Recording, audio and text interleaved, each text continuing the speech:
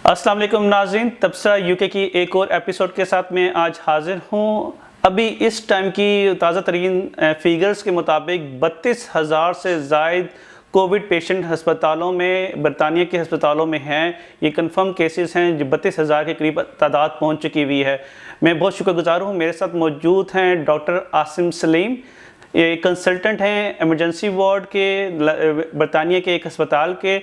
आए उनसे बात करते हैं और जानने की कोशिश करते हैं कि अस्पतालों के क्या हालात हैं और किन अलामात की सूरत में आप लोगों में से अल्लाह न करे कि सभी ठीक रहें, कि कौन सी अलामात ऐसी ज़ाहिर हो जाएं कि आपको अस्पताल के जाने का रुख करना चाहिए, वरना तो आपको घर बैठ के जो डॉक्टर साहब के हदायत के मुताबिक उन दवाइयों पे अमल करना चाहिए। और तीसरा कि जो वैक्सीन आ रही है या जो लगना शुरू हो चुकी हुई है यूके में, उसके बारे में अभी भी लोग बहुत जो है उसके बारे में गलत बातें फैला रहे हैं व्हाट्सएप पे, फेसबुक पे, इंस्टा पे। उसमें भी डॉक्टर साहब से बात करेंगे। डॉक्टर साहब A&E यानी कि इमरजेंसी वार्ड के कंसल्टेंट हैं। आए उनसे बात करते हैं। डॉक्टर साहब, आपका बहुत शुक्रिया तबसरा यूके का वक्त देने का। जी, अस्सलाम वालेकुम। जी, बहुत शुक्रिया। बिलाल साहब, जैसा कि आपने फरमाया कि जो आजकल जो अस्पताल हैं हमारे, वो बहुत बिज़ी हैं और उसकी जो अहम जो वजह है, वो सिर्फ़ ये है कि जैसे आप जानते हैं कि वबा जो है शुरू हुई थी फरवरी, मार्च में यूके में आई, अप्रैल में बहुत ज़ोर पकड़ा। उस वक़्त भी अस्पताल बहुत बिज़ी थे, लेकिन उस वक़्त जो है वो मौसम जो था वो गर्मी आ रही थी और वो उस वक़्त मतलब ये है कि अस्पतालों ने जो है वो कोप किया और हम उस जो एक बड़ा पहली वेव थी, उसको हम जो है वो पार कर गए। लेकिन जो अब जो सूरत-ए-हाल है नवंबर-दिसंबर में आप जानते हैं कि बरतानिया में सर्दी का मौसम है और अ, कोरोना से पहले भी कोई पिछले बहुत सारे सालों में हर साल नवंबर, दिसंबर, जनवरी, फरवरी ये हमेशा से ही महीने जो थे, वो बहुत बिज़ी होते हैं अस्पतालों में नॉर्मली और ये ऐसे महीने हैं जिसमें सर्दी का ज़ोर होता है, उसके साथ जो है वो बहुत सी वबाएँ हैं जैसे फ्लू है, साँस की बीमारियाँ हैं, मरीज़ जिनको अस्थमा है, सीओपीडी, ब्रोंकाइटिस, एम्फीज़ीमा है। इन लोगों के लिए जो ये महीने हैं, इसमें बहुत ज़्यादा बीमारियाँ शिद्दत पकड़ती हैं और अ, इन बीमारियों के मरीज़ जो हैं वो बहुत ज़्यादा अस्पतालों में दाखिल होते हैं। और इसी वजह से जो है, वो ये 2, 3, 4 महीने जो हैं दिसंबर, जनवरी, फरवरी के, हमेशा से जो था वो यूरोप में स्पेशली बरतानिया में बहुत बिज़ी होते हैं अस्पतालों में। तो इस साल जो नॉर्मल चीज़ें हैं जैसे अस्थमा है, मैंने ऐसे अर्ज़ की सीओपीडी है, साँस की फेफड़ों की बीमारियाँ हैं, वो तो चल रही हैं। उनसे अस्पताल तो बिज़ी होने ही थे। लेकिन उनके ऊपर मज़ीद जो एक बहुत बड़ा बोझ पड़ गया, वो कोरोना वायरस का था। उससे एक तो वो फैला बहुत ज़्यादा दिसंबर-जनवरी में और दूसरा उससे जितना माशरे में फैलेगा, उसके हिसाब से जो है वो अस्पताल में मरीज़ भी दाखिल होंगे और जो पहले ही मरीज़ जो अस्पताल पहले ही फुल थे जो सर्दी की आम फेफड़ों की बीमारियाँ हैं उनसे, उसके ऊपर जो है मज़ीद बोझ पड़ गया कि कोरोना जो है उससे भी मरीज़ दाखिल होना शुरू हो गए।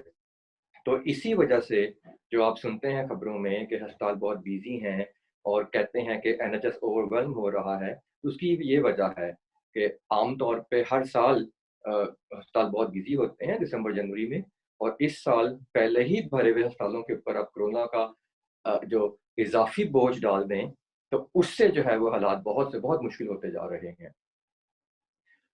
बहुत शुक्रिया। तो मेरा एक सवाल ये बनता है कि जो अल्लाह ना करे किसी को कोविड सिम्पटम्स होते हैं और बाद में कंफर्म हो जाता है बंदा, तो उसके बाद क्या कब तक उस बंदे को, उस पेशेंट को घर में रहना चाहिए और किस वक़्त अल्लाह ना करे अगर अस्पताल जाना पड़े तो कब जाना चाहिए? इसलिए कि ये आम तौर ये है कि कोविड हुआ तो फ़ौरन अस्पताल या उसकी तरफ सोचना शुरू कर देते हैं। आपकी राय क्या है इस जी। बारे जी, देखें इसमें तो 2 चीज़ें हैं जो बराबर तौर पे बहुत ज़रूरी हैं दोनों चीज़ें। पहली चीज़ तो ये है कि यूँ समझें कि कोरोना के जो आम इलामात हैं, जिसमें बुखार, जिस्म का दर्द करना, जो सूँघने की और ज़ायके की सलाहियत वो ख़त्म होना, साँस का खराब होना, खाँसी। ये 4-5 जो है बड़ी जो एक आम कॉमन इलामात हैं इसकी।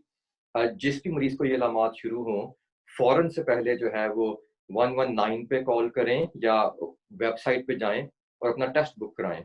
और टेस्ट जो है वो करवा के पॉज़िटिव आ जाए या टेस्ट से पहले भी जब आपको ये इलामात शुरू हों, तो फ़ौरन घर में आइसोलेट करें। और उसके बाद जो है अगर टेस्ट कन्फर्म करता है और आपको जो इलामात जैसे मैंने अर्ज़ किया कि बुखार है, जिस्म में दर्द हो रहा है, खाँसी है, तो उसका अव्वलीन पहला इलाज तो यही है कि घर में रेस्ट करें, पानी बहुत ज़्यादा पिएँ, अपने आप को जो जिसको कहते हैं बहुत अच्छी हाइड्रेशन रखें और सिंपल सादा पैरासिटामॉल जो है वो दिन में कुछ दफ़ा लें, जिससे आपका बुखार, आपकी दर्द वग़ैरह वो बेहतर होगी। और इसी पे ज़ोर रखें अगले कुछ दिन तक। और इसके बाद जो है कुछ मरीज़ जो कहते हैं कि जी दर्द हो रही है, बुखार हो रहा है, तो उसका में इस स्टेज के ऊपर जो है वो अस्पताल में आना और अस्पताल में इलाज जो है वो एक्सपेक्ट करना वो बिल्कुल ज़रूरी नहीं है उसमें। क्योंकि अस्पताल में कोई एक्स्ट्रा इलाज नहीं है, कुछ एक्स्ट्रा दवाइयाँ नहीं हैं। सिर्फ़ इस स्टेज के ऊपर मरीज़ को सिर्फ़ और सिर्फ़ जो है वो पैरासिटामॉल, पानी बहुत ज़्यादा पिएँ और आराम करें और अपना ख़्याल रखें। सिर्फ़ ये ज़रूरी है।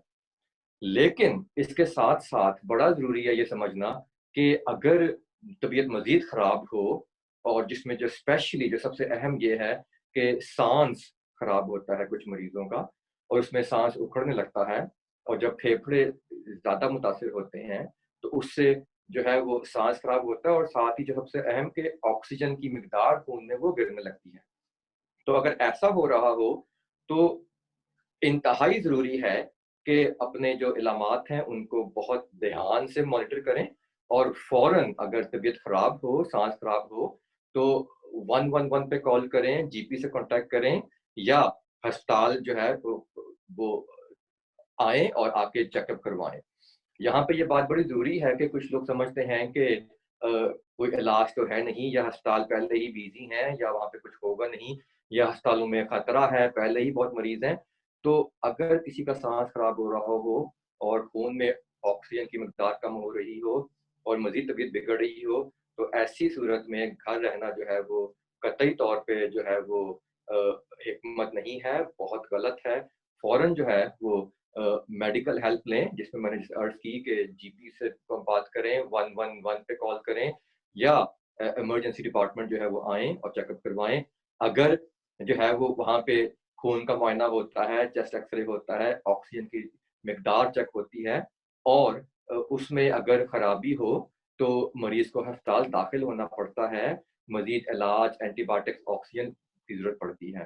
तो अगर ऐसी अलामात खराब हो रही हों, तो अ, फ़ौरन जो है वो मेडिकल हेल्प जो है वो लेना बड़ा ज़रूरी है। बहुत शुक्रिया। यहाँ पर मैं क्लैरिफ़ाई कर दूँ कि इस वीडियो या डॉक्टर साहब की बात करने का हरगिज़ हरगिज़ मकसद ये नहीं कि आपको डराया जाए, लेकिन ये बात सामने ज़रूर आई है कि कुछ लोग जो हैं वो डरते हैं कि उनकी तबीयत इतनी ख़राब हो जाती है कि वो फिर भी अस्पताल जाने से डरते हैं। मेरा ख़्याल है कि डॉक्टर साहब की इस क्लैरिफ़िकेशन से, इस एक्सप्लेनेशन से काफ़ी क्लियर हो जाएगी बात। डॉक्टर साहब मेरा आखिरी सवाल आपसे ये है कि वैक्सीन के हवाले से अभी भी जो है ऑल्दो कि गवर्नमेंट ने बार-बार कहा है कि ये सेफ है, लेकिन फिर भी लोग क्यों नहीं समझते हैं कि ये वैक्सीन जो है ये सेफ है? आप इस बारे में रोशनी डालेंगे प्लीज़? जी, बिलाल साहब मेरे ख़्याल में तो जो वैक्सीन के ऊपर जो बहुत सी लोगों की जो वैक्सीन के खिलाफ राय है, उसमें जहाँ तक मेरा अपना ज़ाती मुशाहिदा है कि उसमें सबसे बड़ी वजह जो है वो व्हाट्सएप की वीडियोज़ और व्हाट्सएप के मैसेजेस और फिर जो हमारे मुआशरे में ये है कि लोग पढ़े बगैर उन मैसेजेस को फॉरवर्ड करते हैं और फिर वो 1 से 2 और 2 से हर तरफ वो मैसेज फैलता है। और पहली बात तो ये है कि वैक्सीन जो है वो बिल्कुल जो है वो इंतहाई इफ़ेक्टिव है, काम करती है। दूसरा वो बहुत ही सेफ और बिल्कुल महफ़ूज़ है, ठीक है? मुझे खुद तकरीबन कोई 8 दिन हो गए हैं वैक्सीन लगवाए हुए और माशाल्लाह बिल्कुल अब मैं आपके सामने खड़ा हूँ, बिल्कुल ठीक-ठाक, कोई मसला नहीं हुआ, कुछ भी नहीं हुआ। तो इसमें जो बड़ी ज़रूरी है बात सबके लिए जानना कि वैक्सीन बहुत इफ़ेक्टिव है और बिल्कुल सेफ़ है। और ये बात जो है आपसे वो लोग कर रहे हैं जो दुनिया के चोटी के साइंसदान जिन्होंने महीनों की रिसर्च के बाद सबने मिल के जो है वो बनाई है वैक्सीन और उसके बाद जो है फिर वो मुल्क का एक स्पेशल इदारा है जिसको आप जो किसी भी किस्म की दवाइयों को या वैक्सीन्स को जांच पड़ताल करके उनको अप्रूव करता है। तो उस सरकारी इदारे ने उसको देखा, पढ़ा, जाँचा और फिर जो है सरकारी तौर पे अप्रूव किया कि ये वैक्सीन जो है ये इफ़ेक्टिव भी है और ये महफ़ूज़ भी है आम लोगों के इस्तेमाल के लिए। तो इन सब बातों के बाद और जब सब चोटी के साइंसदान और डॉक्टर और सरकारी इदारे जो हैं वो इस बात पे मुत्तफ़िक हैं, तो इसके बाद किसी भी जो है वो कोई इसमें कोई फिर भी खतरे की या डरने वाली बात की कोई गुंजाइश नहीं रह जाती। ठीक है जी?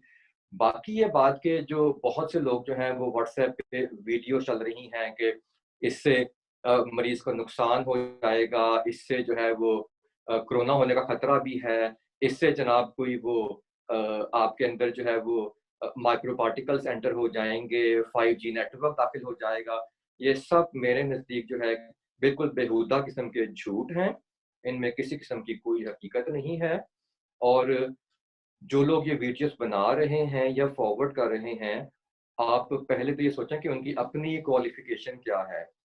तो अ, ऐसी बातें जिनमें जो है वो मेडिकल साइंस दाखिल होती है या इन बातों पे तो किसी भी माकूल इंसान का फ़र्ज़ बनता है कि वो देखे कि ये बात कौन कर रहा है।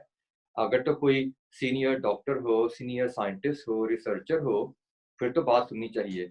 लेकिन अगर एक बात जो बिल्कुल एक अनजान किसी बंदे ने आपको फॉरवर्ड की है, आपको पता भी नहीं है कि मैसेज में बोलने वाला कौन है, उसकी अपनी क्वालिफ़िकेशन क्या है, उसके पास डिग्री क्या है, तो उसकी बात पे एतबार करना जो है वो माकूल हरगिज़ नहीं है, बहुत बेवकूफ़ी है।